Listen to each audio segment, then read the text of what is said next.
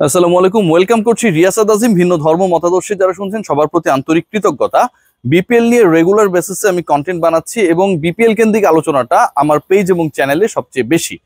সবার আগ্রহের কেন্দ্রবিন্দু যেই একজন ক্রিকেটারকে নিয়ে, এবং এই ইস্যুতে আমাকে যত ইনবক্স করা হয়েছে অন্য কোনো ক্রিকেটার কোন দলে যাচ্ছেন সেই ব্যাপারে এত আগ্রহ যারা আমাকে শোনেন তাদের মধ্যে আমি পাইনি। সেই ক্রিকেটারের নাম হচ্ছে তাওহিদ হৃদয়।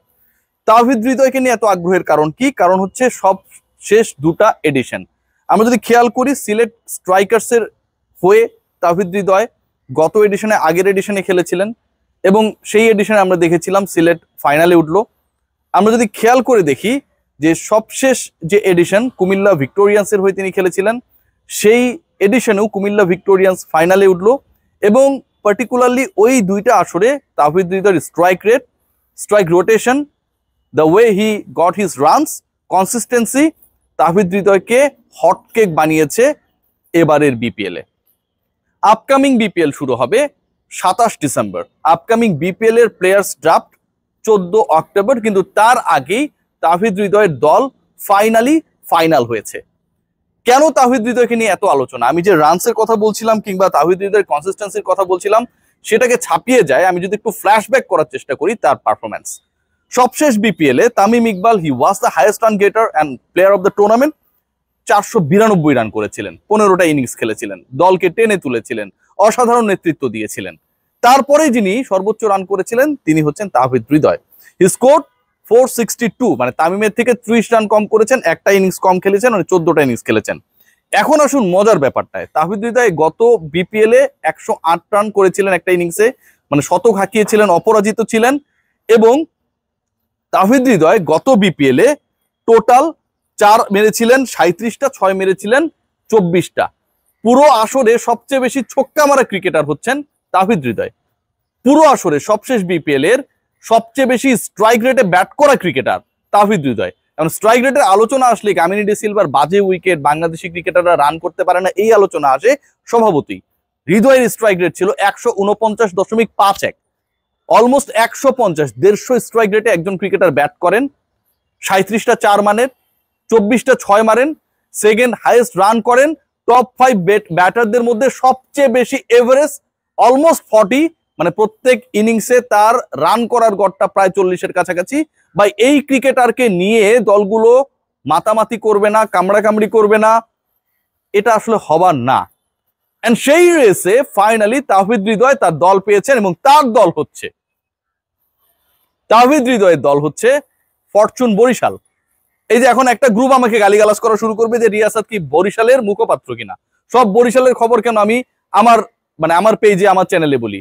এখন ফরচুন বরিশাল এখন পর্যন্ত যেসব বিগ স্টারদের ফিরিয়েছে, মুশফিকুর রহিমের কথা বলতে পারি, তামিম ইকবালের কথা বলতে পারি, এবং সবচেয়ে আলোচনায় থাকা তাওহিদ হৃদয়ের কথা বলতে পারি। অন্য দলগুলো তো এখনো তাদের টাকা পয়সাই দিতে পারছে না, তাদের এখন পর্যন্ত ব্যাংক গ্যারান্টির মানি এবং ফ্র্যাঞ্চাইজি ফির টাকা দিতে পারছে না, এটা নিয়ে আলোচনা হচ্ছে। সো একটা দল যখন বড় বড় ক্রিকেটারদেরকে তার দলে রেজিস্ট্রেশন করায় ফেলবে অলমোস্ট, সেই আলোচনাই তো আমি করব। হৃদয় ফরচুন বরিশালের হয়ে খেলবে। এর থেকেও ইন্টারেস্টিং, এর থেকেও সিগনিফিক্যান্ট পার্ট সেটা হচ্ছে হৃদয়ের সাথে মুশফিক এবং তামিম খেলবে। এর থেকেও মজার ব্যাপার যেটা, গেল বিপিএল এর top 2 run getters, Tamim Iqbal number 1, Towhid Hridoy number 2, they will play in the same team. একবার ভেবে দেখুন যে সর্বোচ্চ রান গেটার লাস্ট বিপিএল এর তারা একই দলে খেলবে। মিডল অর্ডারকে সামলাবেন তাওহিদ হৃদয় এবং মুশফিকুর রহিম। হৃদয়ের দিনে কি ধরনের অন্য দলের হৃদয়ের রক্তক্ষরণ হয়, we all know that. Tamim Iqbal captain হিসেবে, লিডার হিসেবে, মেন্টর হিসেবে, পুরো দলের মেকানিজম ফিটফাট করার অগ্রনায়ক হিসেবে, the way he is decorating his team, he should be given a salute.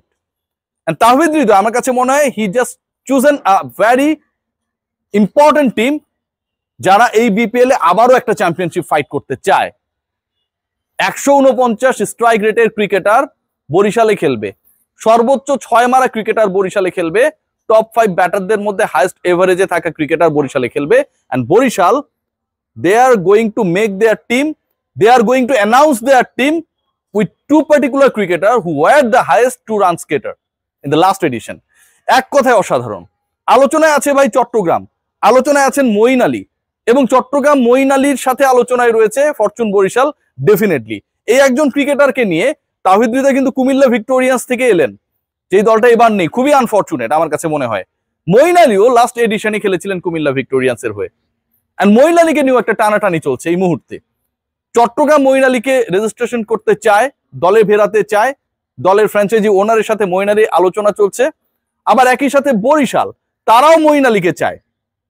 এর আগে বরিশালের ফরেন রিক্রুট যারা হবেন, আমি সেই ব্যাপারে কাইল মেয়ার্সের কথা বলেছিলাম, ডেভিড মিলারের কথা বলেছিলাম, ফাহিম আশরাফের কথা বলেছিলাম, ডাভিড মালানের কথা বলেছিলাম। একবার ভেবে দেখুন, তাদের সাথে মঈন আলীর জন্য ফাইট করছে রাইট নাও বরিশাল, এন্ড সেই ফাইটটা চলছে চট্টগ্রামের সাথে। মঈন আলী দুপক্ষের সাথে কথা বলছেন, বাট তিনি এখন পর্যন্ত কোন দলে খেলবেন সেটা এনশিওর করেন নাই। তবে তিনি কোন দলে খেলবেন সেটা আমি আপনাদের এনশিওর করতে পারি।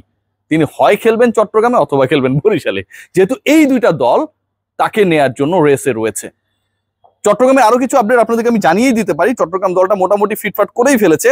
সেখানটায় হায়দার আলী, তিনি খেলবেন পাকিস্তানি, এবং অ্যাঞ্জেলো ম্যাথিউস যিনি সেই টাইমড আউট বিতর্ক, সাকিব আল হাসান বিতর্ক, 2023 ওয়ার্ল্ড কাপে যিনি আসলে বাংলাদেশকে কেন্দ্র করে কটূক্তি করেছিলেন, ফাইনালি বিপিএল এ আমরা অ্যাঞ্জেলো ম্যাথিউসকে দেখবো। ফুল টাইম খেলবেন তিনি for Chittagong kings. Wasim junior, Binura Fernando, মানে আমি যে নামগুলো বললাম এই নামগুলোর মধ্যে দুজন হচ্ছে পাকিস্তানি, দুজন শ্রীলঙ্কান, এবং কোচ হিসেবে তো শন টেট থাকছে। সবচেয়ে ইন্টারেস্টিং যে রেসটা হতে যাচ্ছে আমার কাছে মনে হয় regarding the issue of Moeen Ali, which team can pick him, Barishal ও চট্টগ্রাম, এটা নিয়ে মোটামুটি একটা বড় ধরনের হেলদি ব্যাটেল চলছে।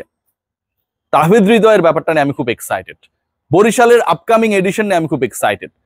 আমরা এর আগের এডিশনস গুলোতে আমরা দেখতাম যে কিছু ক্রিকেটারকে দলভুক্ত করার জন্য জান প্রাণ দিয়ে দিত। কুমিল্লা ভিক্টোরিয়ান্সের নাফিসা কামালের কথা আমাকে বলতেই হবে। The way she made their team, the dedication she had along with Salauddin ভাই এন্ড আদার্স, এটা আমার চোখে দেখা।